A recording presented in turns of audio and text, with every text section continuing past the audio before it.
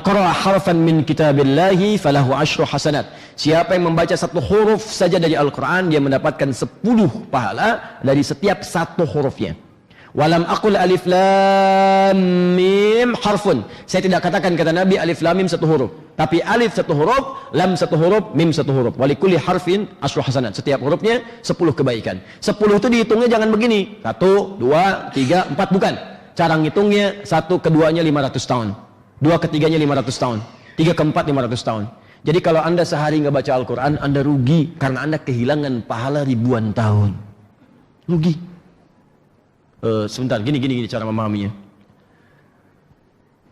Yang pengen masuk surga, coba angkat tangan. Yang pengen ke surga dah. Ya, alhamdulillah. Dah, turun dah. Masya Allah. Yang surganya Firdaus. Tuh, belum saya minta udah pada ngangkat. Nah, yang pengen ketemu Nabi, ayo. Oh, Masya Allah, ya. Biasanya syaratnya meninggal dulu tuh. Nah, sini. Ya, tadi kan pengen surga Firdaus, ya kan? Pengen ketemu Nabi. Masuk surga itu syaratnya 1 beriman, 2 beramal soleh. Jadi amal salahnya dikit, dikalahkan oleh amal solehnya. Itu rumusnya ada di Quran surah kedua Al-Baqarah ayat 25. Wa basyiril ladzina amanu wa 'amilus shalihat anna lahum jannatin tajri min tahtihal anhar. Baik, jadi amal solehnya mesti banyak, salahnya mesti sedikit. Pahalanya udah banyak, dosa dikit. Kalau Anda pengen jadi ahli surga, rumusnya kumpulkan pahala yang banyak, dosa dikit. Sekarang saya tanya pada Anda, siapa yang nggak punya dosa? Angkat tangan. Ayo, kayak tadi ngangkat. Yang dosanya dikit, angkat tangan. Tuh. Yang dosanya banyak. Tuh. Saking banyaknya, sebagian nggak bisa ngangkat. Nah, ini kan dahsyat. Ngaku dosa banyak, pengen ke surga. Tak, rumus menghilangkan dosa dengan amal soleh. Ketika soleh naik, salah turun. Itu rumus. Kalau salahnya naik, solehnya turun. Makanya orang-orang yang berbuat salah nggak bisa berbuat soleh. Orang-orang yang sering berkata yang kotor nggak punya kosakata yang baik. Makanya yang keluar salah karena di dalam dirinya nggak ada yang soleh.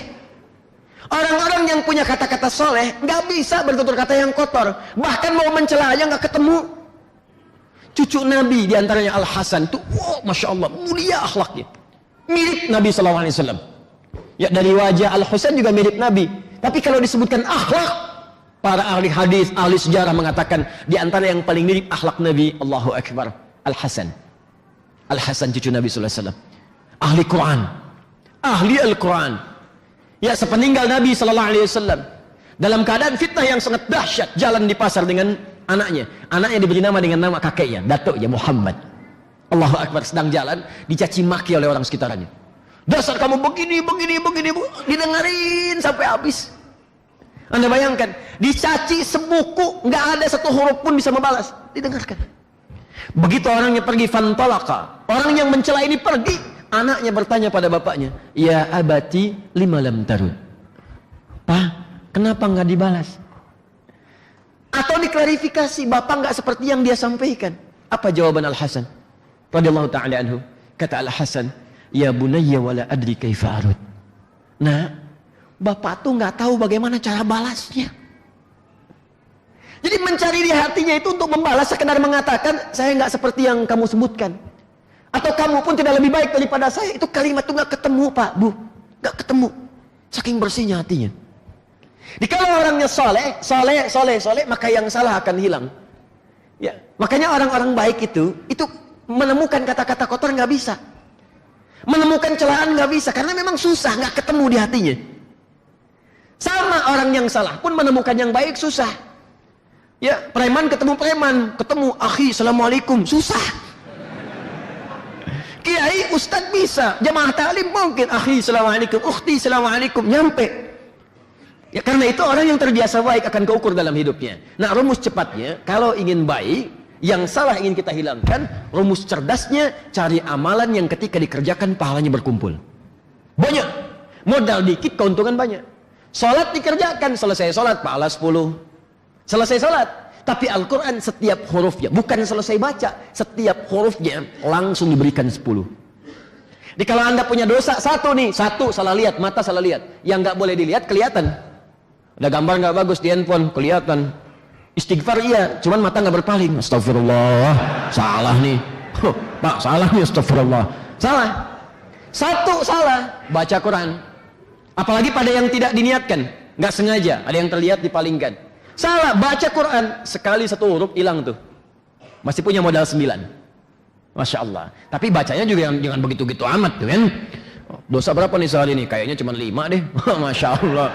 Alif Lam Mim. Udah dulu ah. Boleh. Nah, jadi sebelum kita bahas, kita baca dulu. Mudah-mudahan, saya tidak ingin 1-2 orang yang punya pahala. Kita semua insya Allah baca. Ya, ikuti bacaan saya.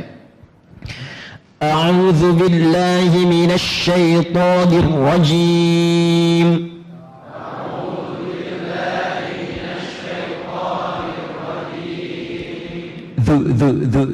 Bukan du.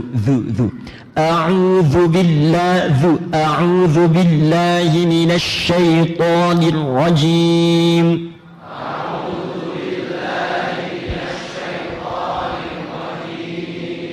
Bismillahirrahmanirrahim.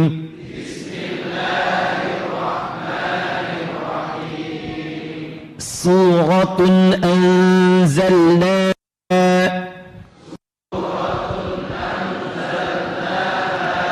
وفرضناها وأنزلنا فيها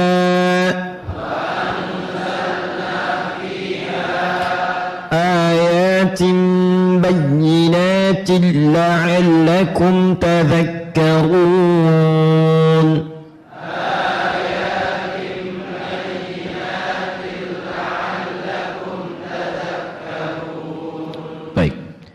Surah ini disebut surah An-Nur, sifatnya madaniyah, diturunkan setelah hijrah, terdiri dari 64 ayat setidaknya.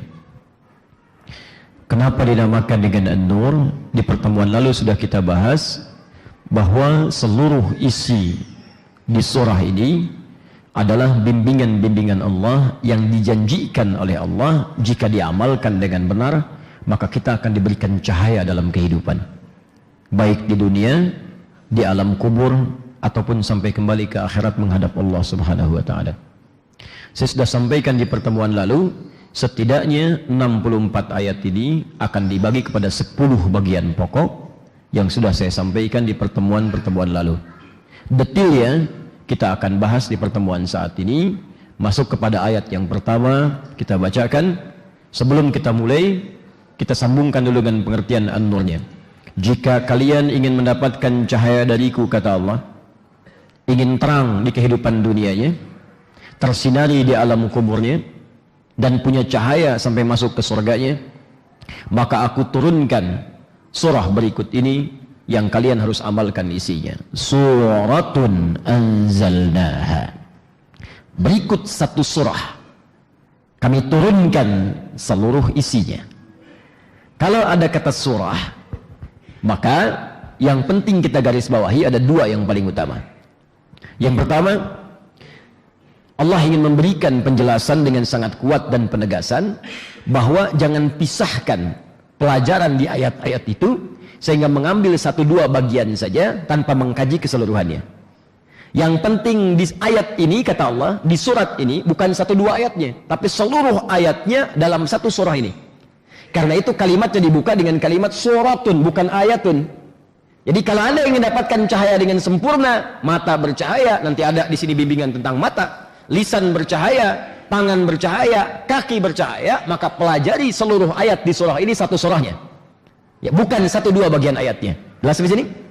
Baik. Yang kedua, kata suratun, saya jelaskan di pertemuan lalu, itu asalnya bisa seakar dengan kata surun.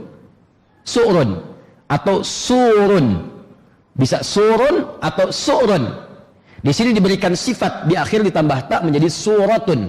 Ya, di antara satu dari sekian akar katanya. Surun saya pernah sampaikan adalah pembatas, batas atau pagar. Ya, sehingga di Madinah pernah dibuat pagar disebut dengan Surul Madinah, batas kota Madinah dengan kota-kota yang lainnya. Kalau Anda sudah melewati batas itu, ya dijaga di situ supaya orang-orang yang tidak berkepentingan tidak masuk ke situ. Batasnya disebut dengan surun. Kadang-kadang disebut dengan surun. Ya, surun. Seperti di Al-Quran tadi surah ke-57 Al-Hadid ayat ke-13. Ya, yauma yaqulul munafiquna wal munafiqatu lilladzina amanu unzuru ya unzuruna naqtabis bin nurikum qila irji'u faltamisu nuran fadhuriba bainahum bisurin ya bisurin, maka dibuatkan dari orang munafik ini dengan orang-orang beriman satu pagar pembatas yang nggak bisa melewati itu. Jadi surun ya, di antara turunan katanya ditemukan di Quran surah Al-Hadid surah 57 ayat ke-13. Allah buat pembatas antara neraka dengan surga sehingga orang neraka nggak bisa sampai ke surga.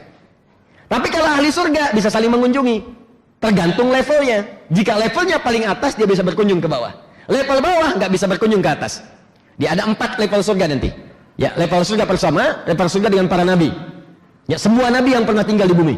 Itu ada di Quran surah keempat An-Nisa ayat 69. Amalannya ada di situ. Yang berhak di surga bersama nabi itu semua nabi. Dari Nabi Muhammad SAW sampai Nabi Adam. Ada di situ semua. Ya Muhammad SAW, ya bin Abdullah, bin Abdul Muttalib, bin Hashim, bin Abdul Manaf, bin Qusay, bin Murrah, bin Kilab, bin Ka'ab, bin Ghalib, bin Figir, bin Malik, bin Nadar, bin Kinana, bin Khuzaimah, bin Mudrika, bin Ilyas, bin Nizar, bin Mudar, bin Ma'ad, bin Adnan, bin Addi, bin Adri, bin Muqawwam, bin Nahur, bin Tari, bin Ya'rub, bin Yasjub, bin Nabit, bin Ismail alaihissalam, bin Ibrahim alaihissalam, bin Azar, bin Nahur, bin Abir, bin Kinan, bin Arfakhshad, bin Sam, bin Nuh alaihissalam, bin Mihlail, Matushala, bin Kinan, bin Anwas, bin Tis, bin Adam alaihissalam.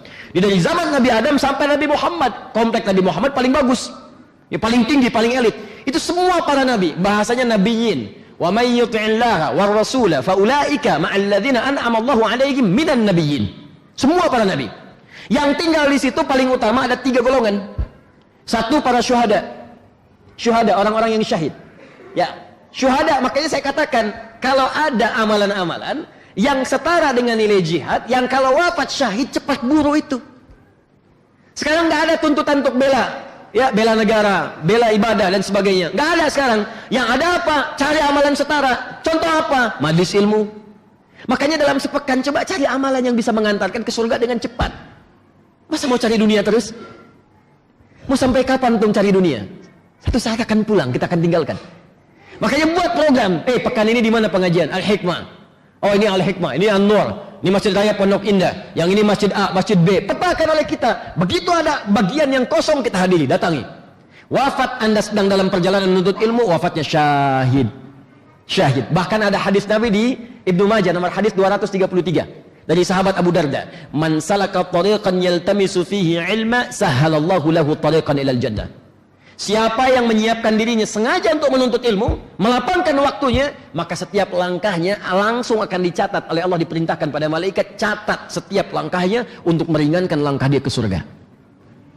Wa innal malaikata la tad'u ajnihataha ridwan li talibil ilmi. Bahkan sebelum dia berangkat, kata Allah, saya akan kirimkan malaikat khusus untuk membentangkan sayap yang memberikan ridha kepadanya. Ridhonya malaikat diantaranya bisa memohonkan istighfar kepada Allah, yang kedua mengaminkan doanya. Makanya sebelum berangkat doa dulu.